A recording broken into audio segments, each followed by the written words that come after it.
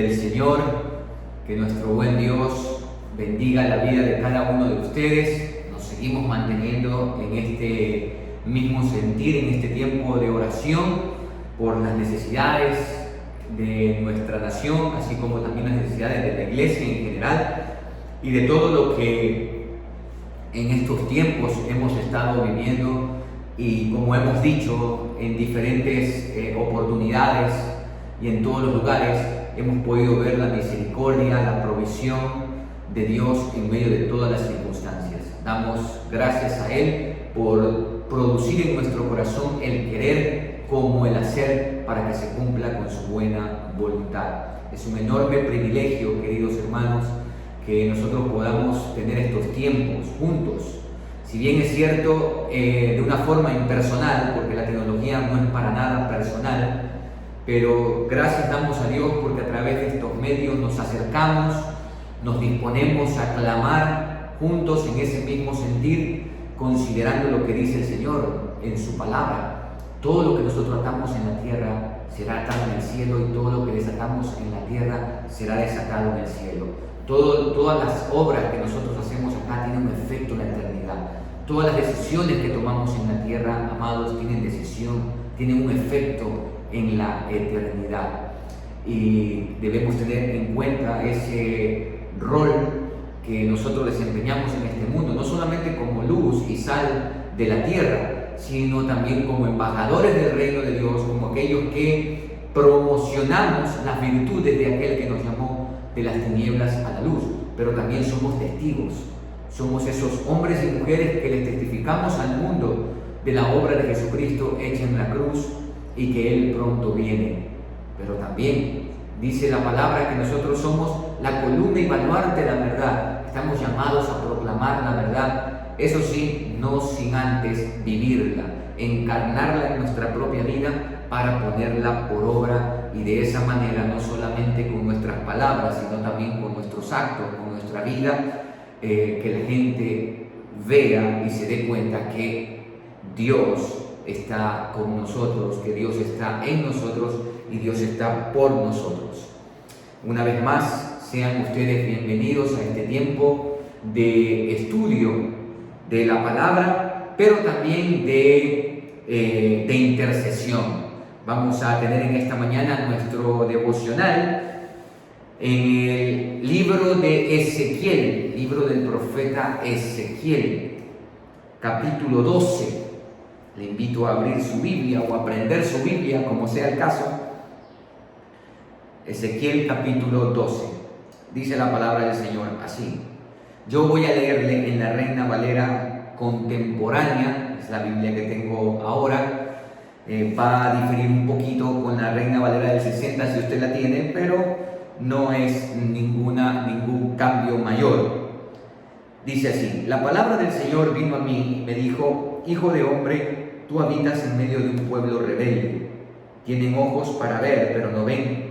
Tienen oídos para oír, pero no oyen, porque son un pueblo rebelde. Por lo tanto, hijo de hombre, prepara tu equipaje y ponte en marcha a pleno sol y a la vista de ellos. Sal de tu lugar y vete a otra parte, de modo que te vean. Son un pueblo rebelde, pero tal vez te hagan caso.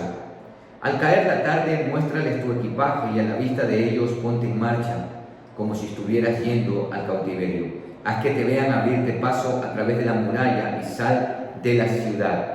Échate al hombro el equipaje y sal con él de noche, con el rostro cubierto y sin mirar al suelo.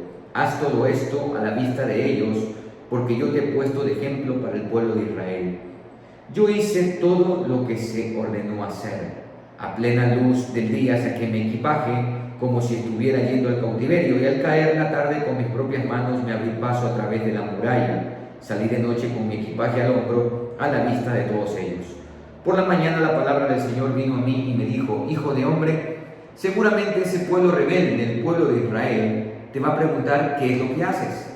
Diles que yo, el Señor, he dicho: esta profecía se refiere al príncipe de Jerusalén y a todo el pueblo de Israel que habita en esa ciudad.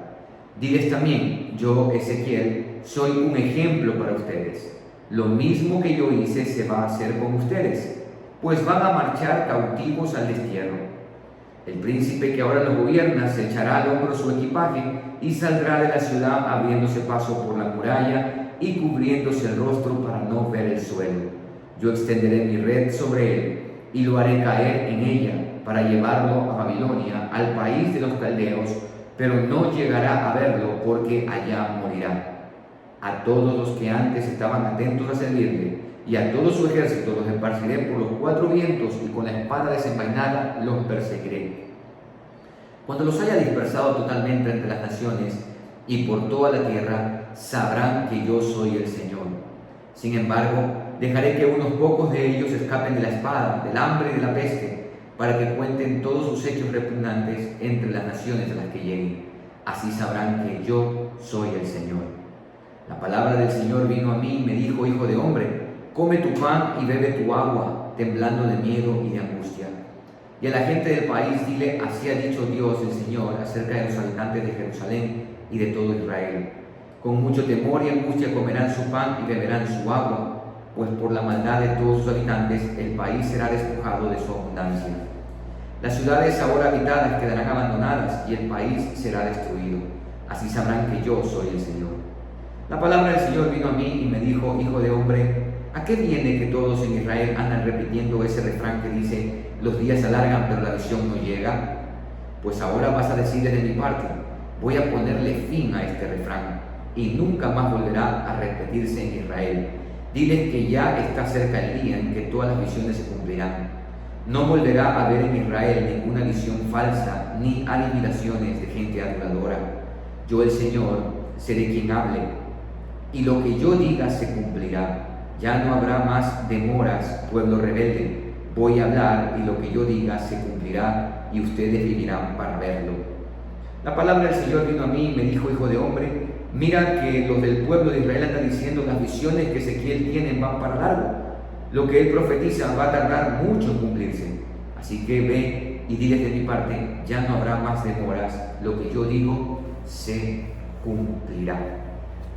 La mayoría de nosotros sabemos que el profeta Ezequiel es considerado uno de los profetas del exilio. Usted sabe que el imperio de Babilonia incursionó 2 veces en Jerusalén.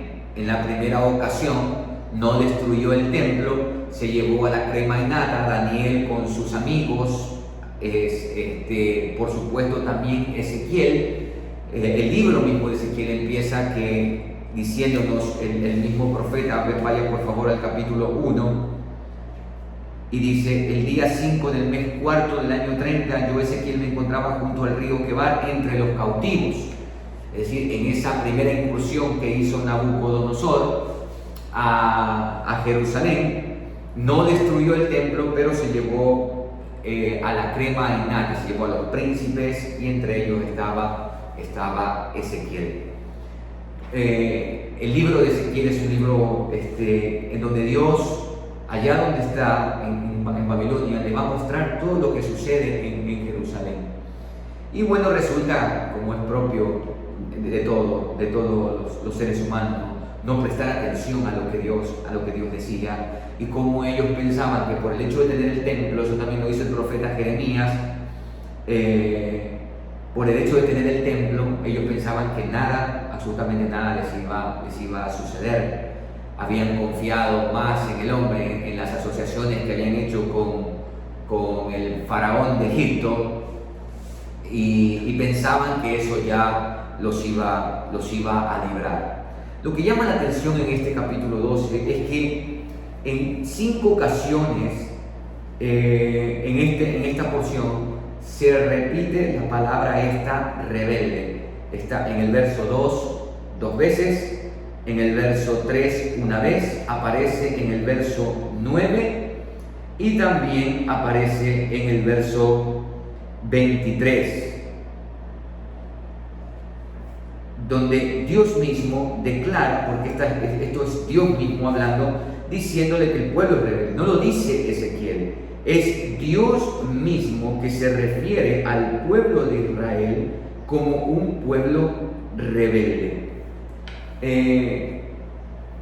Yo quiero hablarles en este momento un poquito de esto de la rebeldía, El evangelista Billy Graham, él decía que los seres humanos no solamente son criaturas que necesitan ser salvadas, sino también rebeldes que deben de poner sus armas. Samuel le dijo a Saúl: ser rebelde es lo mismo que practicar la adivinación. Y a veces nosotros no caemos en cuenta en estos pasajes, ¿no?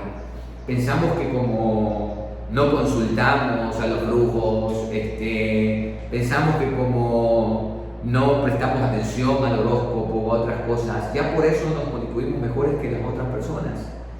Pero ser rebelde no es peor, dice, o mejor dicho, dice Samuel, es como practicar la adivinación o la brujería o cualquier otra cosa. La mayoría de nosotros, si se nos preguntara que si somos rebeldes, por supuesto que diríamos que no. Pero si examinamos muy bien nuestros corazones, vamos a darnos cuenta que ese virus, esa realidad está en cada uno de nuestros corazones. Nosotros por naturaleza somos rebeldes. Desde que el pecado entró al mundo, el ser humano siempre ha estado en una constante rebeldía hacia Dios. De hecho, creo yo que el pecado entra en el mundo, por supuesto por el orgullo, pero ese orgullo manifestado en querer ser nosotros los que disponemos de lo que es bueno, lo que es malo, es decir, nosotros decidir, ese independizarnos, ¿no? Esa emancipación de Dios, de no estar de acuerdo con Dios. La esencia del pecado es el orgullo manifestado en la rebeldía. El rebelde, el hombre rebelde, la mujer rebelde, se levanta a sí mismo y cree que puede increpar y levantar armas contra Dios. Al profeta Ezequiel, como les he dicho, Dios le menciona que ha sido enviado a un pueblo rebelde. En 5 ocasiones Dios se refiere a Israel como un pueblo rebelde, un pueblo que cree que lo que Dios dice incluso no tiene sentido ni cumplimiento. Miren que en el verso 22 había un refrán que decía: los días se alargan pero la visión no llega. Es casi parecido a lo que dice el apóstol Pedro, ¿no? Cuando habla del día del Señor, y que hay algunos que lo tienen por tardanza, ¿no? Ese cuento de que Jesucristo va a venir ya nos tiene cansados, ¿no? Y parece que había un dicho acá similar, semejante. Y en el verso 22, verso 25, yo el Señor seré quien hable, y lo que yo diga se cumplirá. Tanto en el verso 23 como en el verso 25, verso 27 y el verso 28 se repite esto de cumplirse. La rebeldía de este pueblo le lleva a pensar que lo que Dios dice no tiene sentido, no tiene cumplimiento. ¿Cuáles son las consecuencias de la rebeldía? Es decir, ¿a dónde nos lleva la rebeldía? Si observamos la vida de Saúl, vemos que la rebeldía lo llevó a ser quitado del reino. Dios lo escogió, lo puso como rey, pero era un hombre que se rebeló contra Dios, hacía lo que mejor le parecía, él creía que era más sabio, más inteligente que Dios, y las consecuencias que sufrió fueron terribles. ¿Cuáles son, queridos, las consecuencias de la rebeldía que podemos ver aquí en este pasaje, en este capítulo 12 de Ezequiel? Primero, en el verso 2, dice el Señor: habitas en medio de un pueblo rebelde, tienen ojos para ver, pero no ven, tienen oídos para oír, pero no oyen, porque son un pueblo rebelde. Esto es un hebraísmo. Usted ha escuchado decir, o ha escuchado o ha leído en las Escrituras, que por lo general existen: no tienen ojos para ver, pero no ven, oídos para oír, pero no oyen. En el libro de Apocalipsis se reitera: el que tiene oídos para oír, que oiga. Habla de prestar atención. Una de las consecuencias de la rebeldía es que no nos permite oír y mucho menos ver la voluntad de Dios, lo que Dios quiere. La rebeldía en el corazón del hombre no nos da la capacidad de escuchar cuando el mensaje que Dios nos está dando viene de parte de Él. Y pensamos, como decían acá, que eso es una cuestión humana, que eso nunca se va a cumplir. La rebeldía nos impide ver el obrar de Dios en medio nuestro. Claro, ¿cómo vamos a poder ver lo que Dios quiere o lo que Dios está haciendo si estamos tan llenos de nosotros mismos, si estamos tan ensimismados y creemos que son nuestros planes los que van a salir, los que van a prosperar, y que lo que Dios dice no tiene sentido, que lo que Dios dice simplemente algún día se ha de cumplir, eso va para largo en algún momento? Y comenzamos a vivir una vida disoluta, comenzamos a vivir una vida fuera de la voluntad de Dios. No somos capaces de ver todo lo que Dios dice, no somos capaces de observar, de prestar atención a todo lo que Dios nos manda a decir a través de su mensaje, en este caso a través del profeta Ezequiel, que dicho sea de paso, los profetas no solamente que llevaban un mensaje, sino que lo encarnaban en sus propias vidas. ¿A qué me refiero con esto? Que vemos que Ezequiel tenía que hacer toda una lección objetiva para dar a conocer al pueblo qué es lo que Dios iba a hacer. La segunda consecuencia de la rebeldía es que no nos permite distinguir entre lo bueno y lo malo. Nuevamente pensamos que la manera como nosotros estamos viviendo es la correcta, pensamos que la cosmovisión que tenemos de los diferentes aspectos de la vida es lo correcto, y no nos damos cuenta que cada vez estamos acercándonos más hacia el precipicio, y muchos caminan muy cerca del precipicio. Y caminar muy cerca del precipicio realmente es un riesgo. Hay muchas personas que viven ajenos a la voluntad de Dios. No obstante, creen que lo que están haciendo es la voluntad de Dios. El pueblo acá, el reino del sur, ¿no? Jerusalén, ya el reino del norte había sido llevado cautivo hace muchos años, aproximadamente unos 130 años, porque el reino del norte cayó en el 722 y el reino del sur va a caer en el 585, 586. Es decir, algunos años, pero ni siquiera eso le llevó al pueblo de Jerusalén, al reino del sur, a Judá, les llevó a darse cuenta de qué era lo que había sucedido con sus hermanos allá en el norte y que también iba a suceder con ellos. Claro, estaban engañados porque pensaban que ahí estaba el templo y creían que con tal de que llevaban las ofrendas, los holocaustos y todo eso, Dios ya estaba contento, ya habían aplacado, y tenían, y parece ser, es increíble esto, y tenían una imagen de Dios como la imagen de los dioses paganos, ¿no? Que los podía sobornar, que a los dioses paganos no les importaba la vida que tú vivías, por supuesto, porque no son dioses, no existen, pero es la cosmovisión que tenían.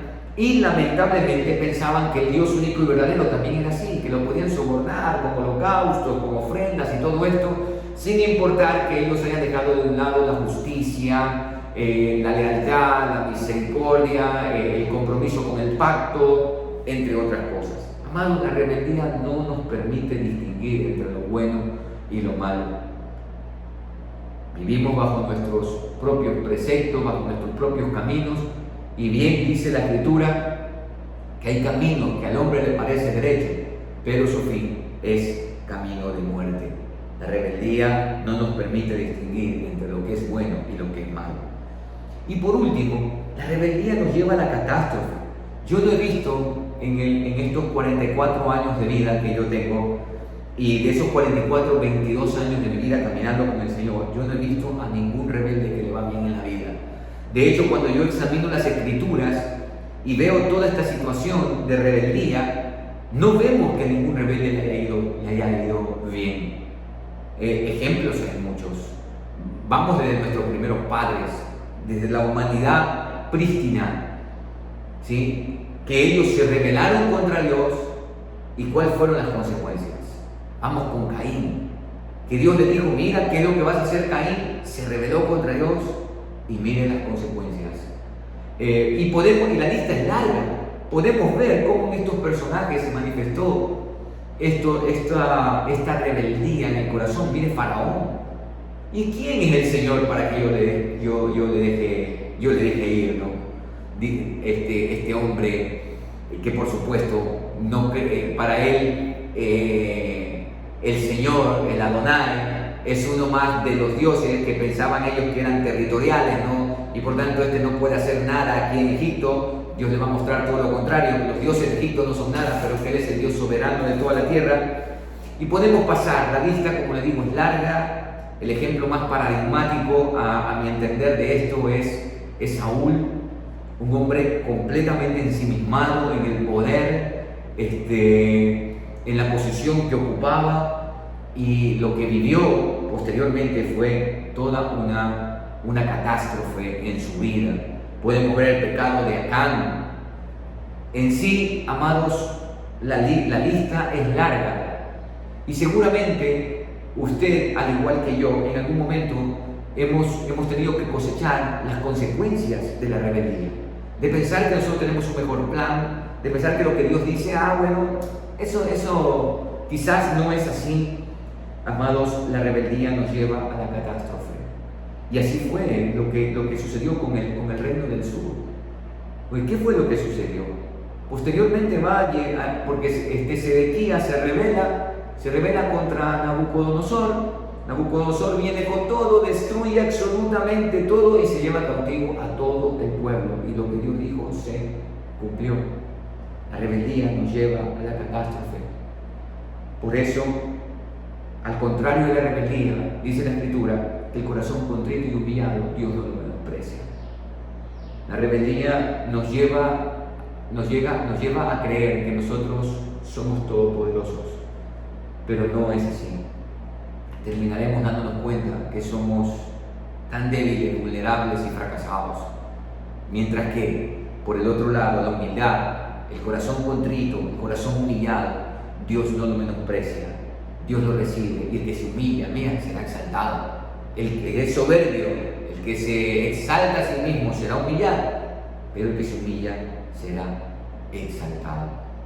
Que cada uno de nosotros, amados hermanos, amada iglesia del Señor, tengamos bien en cuenta nuestro caminar y no seamos rebeldes. Dobleguemos nuestra cerviz delante del Señor, dobleguémonos ante su palabra, vivamos su palabra, pidámosle misericordia, pidámosle perdón si hay vestigios de rebeldía en nuestra vida, que de hecho lo hay, existe. Y constantemente tenemos que estar golpeando a esta naturaleza pecaminosa que siempre quiere rebelarse contra Dios. Y que Él nos guíe, y que a Él nos sometamos, a Él nos rindamos.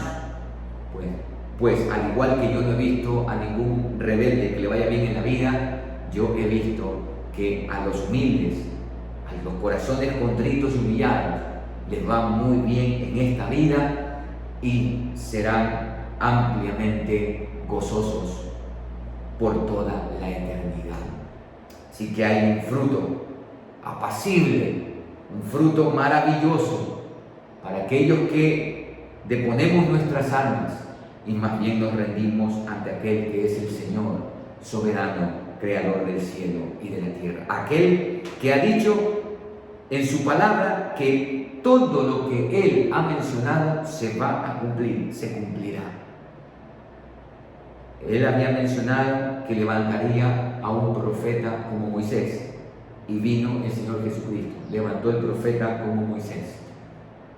Jesús dijo que Él moriría en la cruz por los pecados, Jesús murió, pero que al tercer día resucitaría, Jesús resucitó. Está exaltado a la diestra del Padre, ha dicho que va a volver a venir y establecer su reino de justicia y de paz. Todo eso se cumplirá aquí en la iglesia, y esa es nuestra esperanza, esa es nuestra confianza. Y por eso permanecemos, y por eso vivimos rendidos a Él. Y bien dice la palabra, bienaventurados los mansos, porque ellos recibirán la tierra por heredad. Al igual que las consecuencias de la rebeldía nos llevan al fracaso, las consecuencias de la humildad, de doblegarnos ante Dios, es que vamos a tener la capacidad de escuchar cuando Dios habla, de poder discernir entre lo bueno y lo malo, y por supuesto de vivir la vida abundante que Él ha prometido darnos a todos aquellos que depositamos toda nuestra confianza en Él. A Él sea la gloria, amada iglesia, por siempre. Vamos a orar.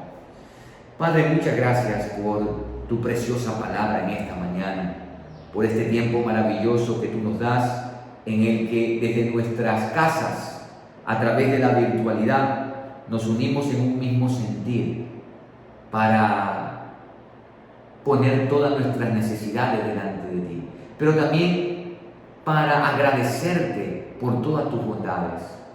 Señor, queremos agradecerte primeramente por tu palabra que nos purifica, tu palabra que nos edifica, tu palabra que nos santifica, tu palabra que nos redarguye, que nos convence, la palabra que es la espada del Espíritu para penetrar en lo más profundo de nuestro corazón, hacernos dar cuenta de nuestra condición para que procedamos a la confesión y vivamos en un arrepentimiento genuino en cada momento de nuestra vida, a fin de que, Señor, seamos perfeccionados, como dice tu palabra, para la obra del ministerio, hasta que todos lleguemos a la unidad de la fe, a un varón perfecto conforme a la estatura, la medida de Cristo, Señor, hasta que cada uno de nosotros piense, sienta y actúe como el mismo Señor Jesucristo.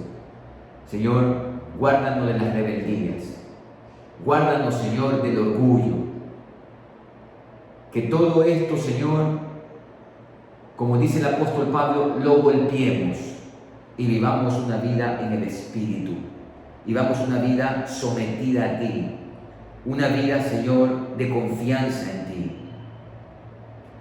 No queremos, Padre, jamás en nuestra vida llegar a levantarnos en armas contra ti y pensar que tenemos un plan mejor que el tuyo. Guárdanos, Dios, de todo pecado, pero sobre todo, Señor, guárdanos del más terrible de los pecados, que Él es el de creer que nosotros somos salvos. El orgullo puede llevarnos a creer que somos dioses, pero Padre, nada más, no hay mentira más grande que esa. Esa es la mentira del diablo. No somos tal cosa. Solo tú eres Dios y nosotros tus criaturas. Solo tú eres Padre y nosotros tus hijos. Ayúdanos a vivir siempre consciente de quién eres tú y quiénes somos nosotros. Y guárdanos de la rebeldía. Guárdanos, Señor, del egocentrismo. Que nuestras vidas siempre estén postradas delante de ti, pues tú no menosprecias al corazón contrito y humillado. La gloria y la honra sean para ti, Padre amado, en el nombre precioso de Jesús. Amén y amén. Bien, amados, vamos a tener nuestro acostumbrado tiempo de oración. Y en este primer tiempo de oración vamos a orar por todos estos niños, jóvenes y demás personas que se encuentran desaparecidos en el país. Usted sabe que en este tiempo de pandemia una de las cosas que ha sucedido es precisamente la desaparición de tantas personas en medio de todo el caos que se vive. Y les pedimos en esta mañana pues que tengamos todos este mismo sentir de orar por aquellas personas que están desaparecidas, orar por sus familiares para que el Señor les conceda fortaleza en medio de toda esta situación, porque los familiares tienen cuadros de ansiedad, de depresión, y no es para menos. Yo recuerdo que mi mamá siempre decía, cuando yo era más joven y vivía con ella decía que ella prefería tener un hijo muerto que un hijo desaparecido. Siempre me repetía eso, porque bueno, uno cuando no tiene al Señor en su vida y uno vive vida, pues vaya la vida que uno vive. Y ella me repetía eso. El dolor tan grande de lo que es tener a un hijo o a un familiar desaparecido. Vamos a orar. Padre, en esta mañana queremos poner delante de ti, Señor, a todas las personas que se encuentran desaparecidas en nuestro país. Niños, jóvenes, algunos adultos. Te pedimos en el nombre de Jesús que tú bendigas a la unidad, antisecuestro, que son los encargados de buscar a las personas desaparecidas, y que toda la inteligencia que forma parte de estas unidades puedan mover todo lo que sea necesario para encontrar a las personas que están desaparecidas. Asimismo, también te rogamos por los familiares, pues Señor, ¿cómo estarán los padres que no saben dónde están sus hijos? Y los familiares, Señor, atraviesan por diversas situaciones, desde la culpa hasta la depresión, la ansiedad. Padre, te rogamos en el nombre de Jesús que tu gracia venga sobre sus vidas y tú les puedas dar de tu paz que sobrepasa todo entendimiento. Señor, tú sabes dónde están, tú sabes cómo están, y oramos a ti, Dios de toda gracia, para que tú los liberes físicamente, por supuesto que también espiritualmente. Oramos por sus vidas espirituales. Ciertamente, Señor, cuando nosotros te tenemos a ti en nuestra vida, las circunstancias pueden ser difíciles, pueden ser terribles, agonizantes, pero Señor, como dice tu palabra, nosotros podemos estar confiados y seguros de que tú no permites nada en nuestra vida que no sea para tu gloria, aun cuando lo veamos como lo más trágico, aun cuando se nos presente como lo más terrible. Cuando tú estás en nuestra vida y nosotros tenemos puesta nuestra confianza en ti, podemos atravesar el valle de muerte sabiendo que tú estás con nosotros. Y oramos, Señor, por todas estas familias que están sufriendo a causa de la desaparición de sus familiares. Te lo rogamos en el nombre de Jesús. Amén y amén. Hermanos queridos, en este segundo tiempo de oración vamos a orar por las diferentes necesidades económicas que están atravesando las familias en el país. Usted está por demás decirle, y esto hemos venido clamando día tras día, pidiendo por esto, debido a que las situaciones en el país están cada vez más complicadas. Y no es para menos, ¿sí? No es culpa del gobierno actual, no tenemos que buscar culpables. Querida iglesia, si nos ponemos a buscar culpables retrocederíamos pues no sé hasta dónde, pero lo que estamos llamados a hacer es aclamar a nuestro Dios y por supuesto poner manos a la obra. Aprendamos nosotros a compartir con los que tienen necesidad, aprendamos, hagámoslo, confiemos en el Señor, hagamos nuestro trabajo, lo que a nosotros nos compete, y oremos a nuestro Dios para que el resto de los ecuatorianos, del gobierno mismo, también hagan el trabajo que están llamados a hacer. De esa manera vamos a vivir quieta y reposadamente en toda piedad y honestidad, como es lo que Dios nos ha llamado a vivir. Vamos a orar por esto. Padre amado, queremos rogarte ahora por todas las familias que están en una situación precaria en nuestro país. Señor, dice el Instituto Nacional de Estadísticas y Censos que el 70% aproximadamente de nuestro país está en la pobreza, y de ese 70%, un 43% en extrema pobreza. Es decir, Señor, que muchos de ellos nomás comen una vez al día, y algunos de ellos ninguna vez al día. Y esto ha llevado, Señor, a un problema social como es el de la desnutrición infantil. Y Señor, oramos para que desde el gobierno nacional se preocupe por establecer políticas económicas que puedan repercutir en el bien de todas las familias del Ecuador, mayormente de aquellas que están en extrema necesidad. Señor, tú dices en tu palabra que te identificas con los vulnerables. Oramos por todas las familias que están vulnerables, por esas familias en donde el papá era el sustento o la mamá y debido a la pandemia quedaron sin ese sustento. Por esas familias, Señor, que viven del día a día y que lamentablemente por el hecho de no haber liquidez no pueden llevar el alimento a la casa. Muchos se han suicidado, muchos han terminado con su vida creyendo que allí está la solución.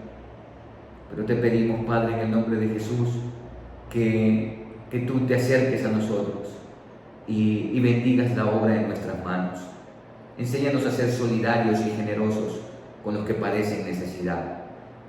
Eso sí, Padre, que nos des la sabiduría para distinguir entre los que abusan, porque hay unos que no les gusta trabajar, pero hay otros que han caído en la pobreza por causa de todas las políticas, por causa de la corrupción, por causa de gobiernos que solo han buscado para sí y no para el bien de los 17 millones de ecuatorianos.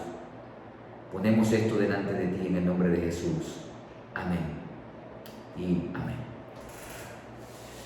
Hermanos, cada uno de nosotros también somos conscientes de lo que está sucediendo en nuestro país, en lo que respecta a los robos, secuestros y tantos actos delictivos que están inundando mayormente la costa ecuatoriana, en todos lados, pero la costa ecuatoriana con todo esto que tiene que ver con los tentáculos del narcotráfico.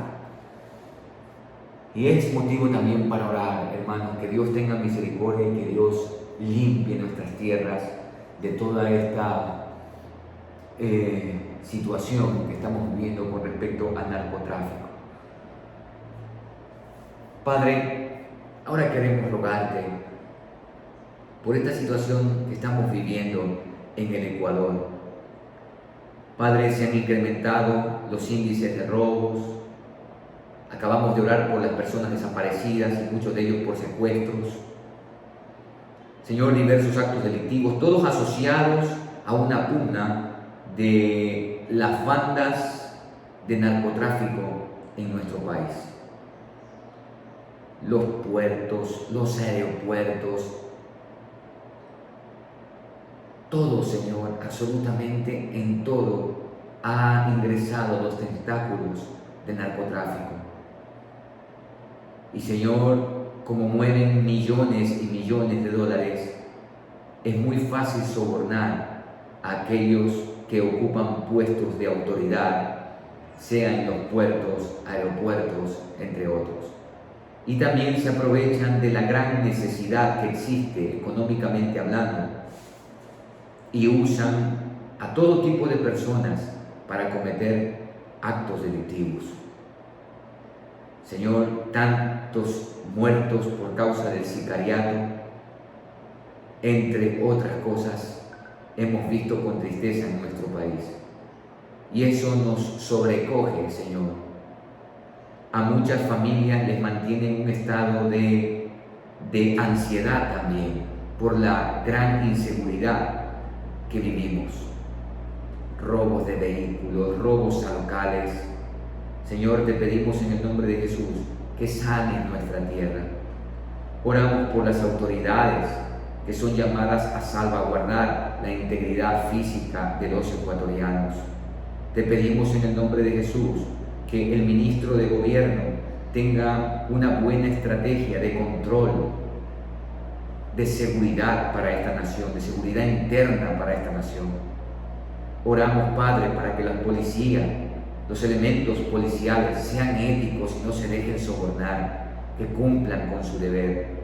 Asimismo, que cuando ellos atrapan a los delincuentes, tanto fiscales como jueces, sean éticos, Señor, y no acepten sobornos.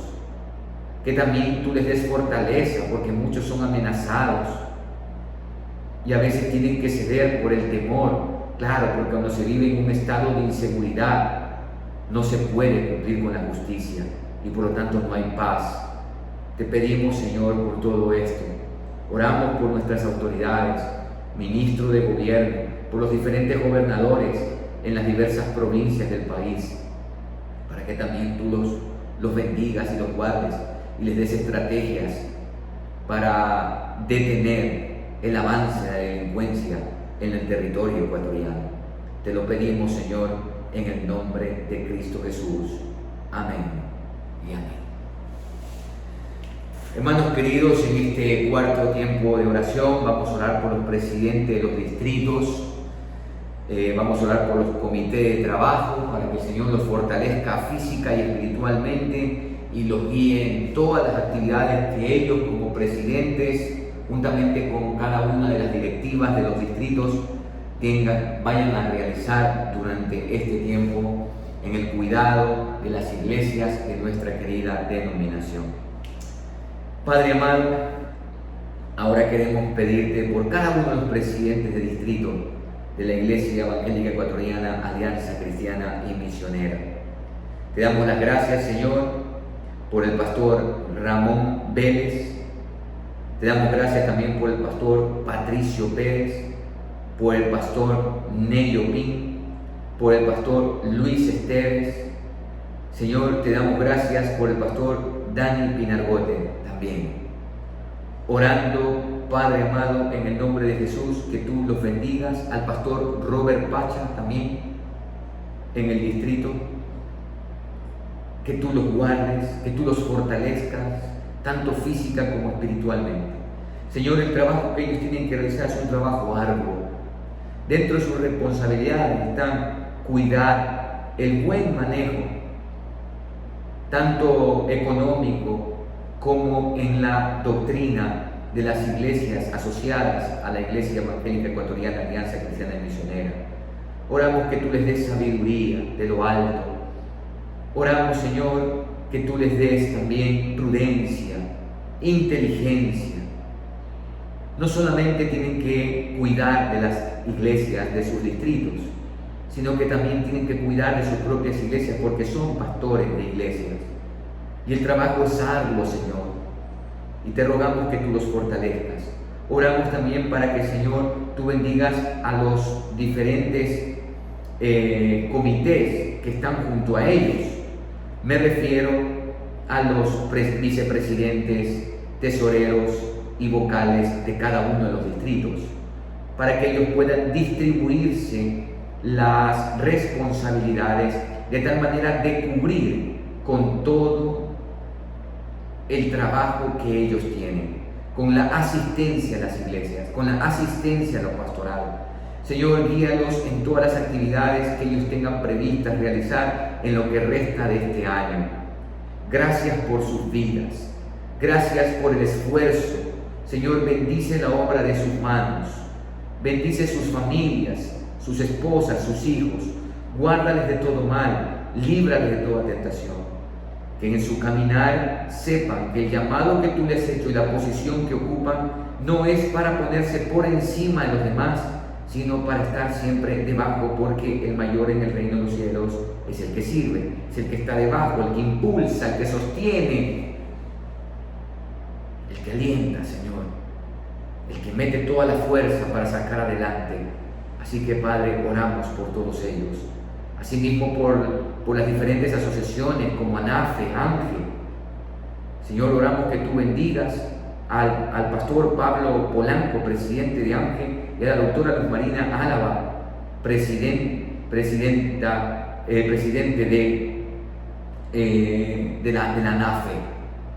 Te pido en el nombre de Jesús que tú les guardes, que tú les bendigas, que tú les fortalezcas en la misión que les has encomendado. Y que todos juntos, Señor, cumplamos con el llamado tuyo de extender tu reino hasta lo último de la tierra. En el precioso nombre de Jesús. Amén y amén. Y por último, hermanos, vamos a orar por el sustento económico para los pastores, para los ministros encargados, los misioneros y demás siervos del Señor, que en este tiempo hemos estado sirviendo al Señor a tiempo y fuera de tiempo, contentos con lo que el Señor nos ha dado, por supuesto, pero hay muchos de nuestros consiervos que están pasando necesidad. Algunos de ellos han tenido que incursionar en alguna actividad, dividiendo su tiempo en el cuidado de la iglesia y por supuesto también en la provisión. Así que, hermanos, es motivo de orar por nuestros consiervos, por aquellos pastores que han sido fieles y que se dedican fielmente a servir a la iglesia. Honrémoslos, hermanos. Queridos hermanos, usted que tiene su pastor, honre a su pastor.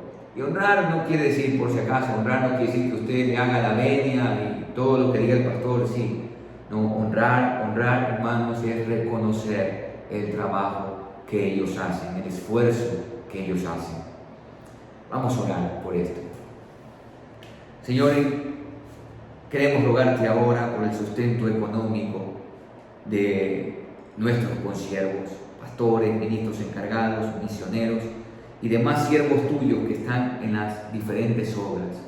Señor, primeramente agradecerte por sus vidas, porque ellos han entendido que el llamado que tú les has hecho es a tiempo y fuera de tiempo. Es irrevocable, Señor, y ellos te sirven de buena gana. Aún en medio de toda esta situación, han seguido sirviéndote. Señor, es maravilloso ver cómo en medio de las limitaciones, todos han hecho sus esfuerzos para usar las redes, la tecnología, para pastorear la iglesia. Y bendecimos sus vidas, Señor, y agradecemos por ellos. Oramos, Señor, para que las iglesias honren la labor de ellos. Y como he dicho, Señor, no significa honrar, no significa que deben hacer todo lo que el pastor dice. Y me refiero que hay muchas veces pastores que abusan de su posición de autoridad para manipular. Entonces, a ellos no me refiero a honrarlos, o sí, honrarlos. Y honrarlos sería ayudarles a ver que el camino que han escogido está mal. Señor, pedimos que la iglesia honre a sus pastores en el sentido de reconocer la labor que ellos ejercen delante de la congregación. Oramos, Señor, por la provisión tuya para ellos. Y por supuesto, tú lo vas a hacer a través de la iglesia. Que la iglesia asuma su compromiso de sostener a los pastores, sobre todo aquellos que, como dice tu palabra, se dedican exclusivamente a cuidar del cuerpo de Cristo. Que los tengan en alta estima, que los honren, Señor. Padre, te damos gracias por aquellos consiervos que viven tu palabra y que se desgastan en el llamado que les has hecho. Gracias por sus vidas. Les honramos, Señor.